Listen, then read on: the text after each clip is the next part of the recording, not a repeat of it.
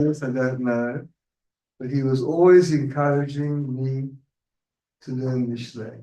Ask me questions about the learning, whatever. Anyway, along these lines, I just happened to have a little thing in my pocket here that, from believe it or not, Mishle, and something that relates very much to the Rebbe. It says in Mishle, Perik Yud Pesukim Zayin V'Chet. It says like this: Zecher Tzadik Levracha V'Shem Rishayim Yirkav Chacham Lev Yikach Mitzvot V'Evel Sotarim Yelavet. So, right, here we're talking about Zecher Tzadik Levracha and about Chacham Lev. And I just wanted to mention, I mean, many portion, but I want to mention a few instances where the portion deal with this, and that it relates very much to the character of our late Rebbe. First of all, Rashi says, Zecher Tzadik Livracha, Hamaskir Tzadik Livracho. Just mentioning the memories of a tzaddik, the blessing for him, and just listening to everybody here recounting their experiences with the Rebbe, you see the enormous blessings that were given to the Rebbe from the experience of each and every person, and the blessings they got from the Rebbe. What about the Shem Yisrael Yirkav? What's Rikavon? Those who are Rishayim, what about their name? It says Rikavon, rotting away, will occur and will be mentioned in their name. She'en Adam Chafetz Maskir Shmo, because nobody really wants to mention the name of a Rasha. And this becomes forgotten altogether. See, of course, how the Rebbe was an enormous example of how everybody's got these tremendous memories for him and how his name remains alive. Now, the Mitzudat David, this is a few little things. He says, Tzedek, Zecher Tzadik, Zikaron Tzadik, just the memory of a tzaddik is in itself a blessing. Just mentioning a memory of this tzaddik is a blessing for him and a blessing for everybody. And what about the person who's a no good guy? What about Yirkav? Since it's not the desire of any people to remember him, his name becomes forgotten anyway. You see that? Not the story here, fortunately enough. We're on the good side of things. What about Yikach Mitzvot?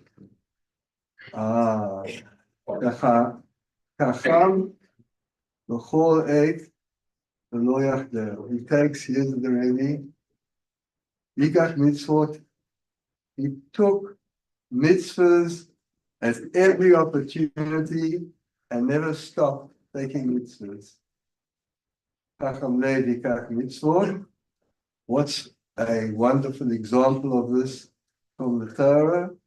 And this always occurs to me when I think about the Rebbe, is Moshe Rabbeinu. What about Moshe Rabbeinu?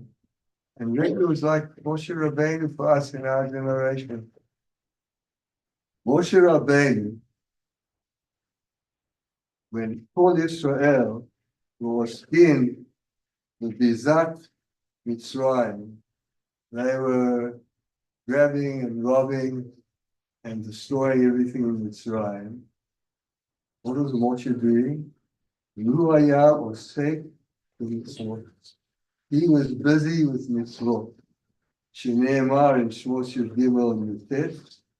ויקח משה את עצמות יוסף עמו.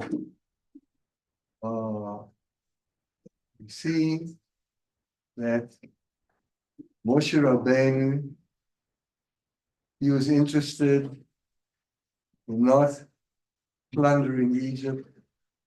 He was interested in being somebody who took care of Atzmot Yosef. And for us, the Rebbe is very much a model of a Moshe Rabbeinu of our generation. And I'd like to give a blessing to everybody, to my son-in-law, Rebbe Yitzchak, to my daughter, Shoshana, the Rebbetzin, and to all my friends here, that we should have the merit to be rejoining the Rebbe, the time of the rebuilding of Har Zion, in the base of Mikdash, and the time of Biat HaMashiach. Let us say Amen.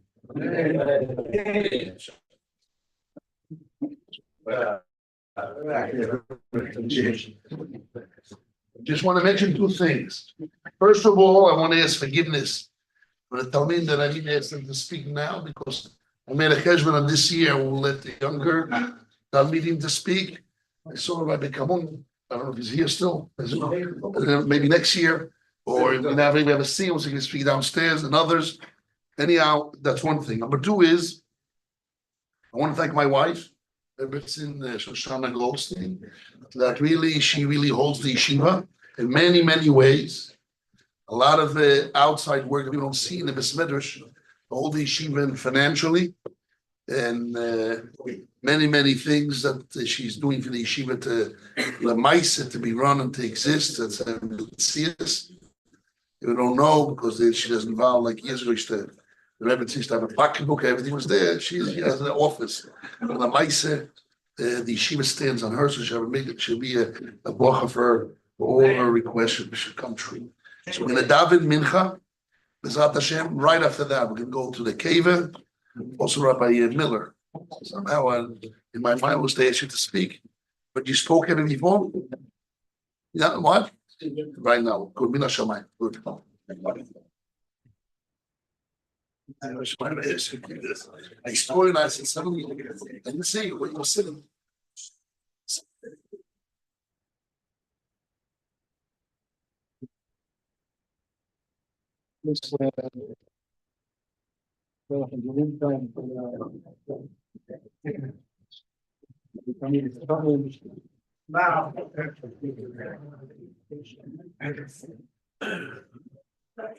The Kiva Eger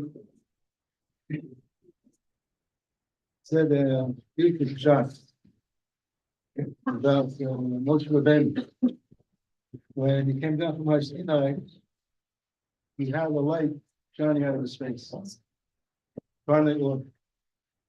And he put a mask on his face. So, question: what is the purpose of the mask? And the answer that the Kiva gives, when he was at Har Sinai, he saw the Rachamim of Hashem to such a degree that the Rachamim is etched and penetrating his face, his countenance. And he was so full of Rachamim that when he came down from Har Sinai, he was chashash, he had a chashash that maybe people would see the Rachamim and they wouldn't listen to him. So that's why he had to cover his face with a mask. And we see the same thing by the Rebbe. The Rebbe wore a mask, and it was a very tough mask. But behind the mask is a very soft and sweet man, full of rachamim. And the other story I wanted to share is that this was what to say that what's a Rav? A Rav is somebody that the tzibur wants to push away. They want to get rid of it. But on the other hand, if they do push him away, he's not a man. So I remember the Rebbe explained it one time, but only the Rebbe could look into this and understand the message of the Rebbe. Yes, the Rebbe has to be tough to the point that the tzibur will want to get rid of him. On the other hand, if they do get rid of him, he's not a man. So what does that mean? He's not a man. The Rebbe explained very beautifully. He doesn't have the sweetness of the Torah.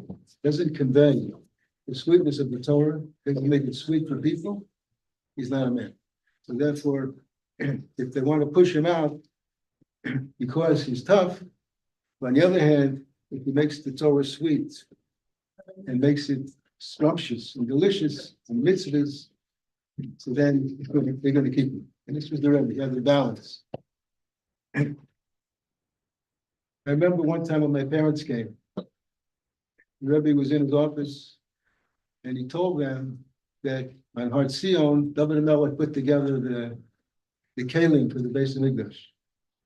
And he said, same thing, we're putting over here together all the parts of the neshamas, the building in the neshamas. And last night, we had a siyum in Beit Shemesh. And we didn't, when they made the date for the siyum, they didn't realize it was going to coincide with the rest of the Rebbe. But all the Hebrew was there, all the Talmidim from the children of the Talmidim. And it was a beautiful siyum, but so coincided exactly with the rest of the Rebbe. So, Baruch Hashem, I don't want to marich. Time is getting late, but everybody should bless the Rebbe and appreciate the Rebbe. And the Rebbe changed our lives. He was the greatest influence in my life, also the Rebbetzin. And I'm sure for all of us, it was a life-changing factor in our lives. And the Rebbe should be blessed. And there's so much heaven to live without the Shem. בחנניה בן הקשוי, מהות הקדוש ברוך